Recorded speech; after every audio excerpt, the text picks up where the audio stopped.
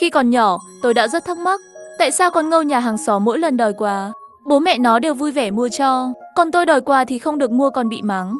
Bạn nhìn mà xem, mặt nó có khác gì mặt tôi đâu, tại sao lại phân biệt như vậy chứ? Có phải vì nó là con gái, hay là vì nó mặc chiếc váy hoa xinh đẹp đó, khiến cho bố mẹ vui vẻ khi nhìn thấy? Tôi đã suy nghĩ về điều này rất nhiều và kết luận là cái váy. Tôi chạy sang nhà con Ngâu để mượn váy. Sau khi mặc váy và trang điểm, tôi thấy mình còn đẹp hơn cả con Ngâu. Đi đòi quà thôi, tôi chạy đến công trường nơi bố tôi làm việc. Các bà ở đầu ngõ đều bàn tán. Họ nói rằng đây là giống gì vậy? Mới bé tí vậy mà, chưa gì đã lộ rồi tính rồi. Ở công trường nơi bố làm, lúc này bố đang đẩy một chiếc xe rùa lên dốc, trông có vẻ rất nặng nhọc. Đột nhiên tôi nhớ đến những trận bóng rổ, sẽ có các cô gái nhảy cổ vũ, giúp cho người chơi có thêm động lực. Trùng hợp thay, tôi cũng đang mặc rất đẹp như những người đó. Bố ơi cố lên nào. Tôi đứng từ xa, nhảy và hét lên. Các chú ở công trường đều nhìn sang. Tôi đến đây thường xuyên và họ đều biết tôi, nhưng trông họ cứ ngơ ngác.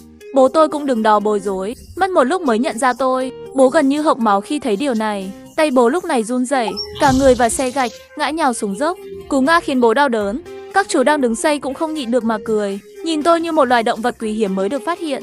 Bố tức giận mặt tái xanh, trực tiếp cầm viên gạch lên, lắc lắc xem có nặng không. Bố vẫn rất thương tôi, chắc sợ tôi bị thương. Sau đó đổi sang thành thép, vẫn cảm thấy không ổn, lấy thành khác to hơn. Tôi lúc này mới biết mình hiểu sai ý bố. Nhìn thấy bố nổi giận, với kinh nghiệm dày dặn, tôi vội bỏ chạy, để lại bố đứng đó. Tôi không sợ bị bố đánh, chỉ sợ bẩn váy bố lại phải đền. Tôi chạy vội về nhà, trả váy cho con Ngâu. Có vẻ như nó không hiệu quả. Điều ngạc nhiên là tối hôm đó về nhà bố không đánh tôi. Ai biết được rằng hôm sau tôi cùng bố đi dạo, tất cả các bà trong làng đều trêu chọc bố. Anh dắt con gái đi chơi à? Lần này thì bố tức giận thật rồi. Về nhà, tôi đã bị đánh một trận.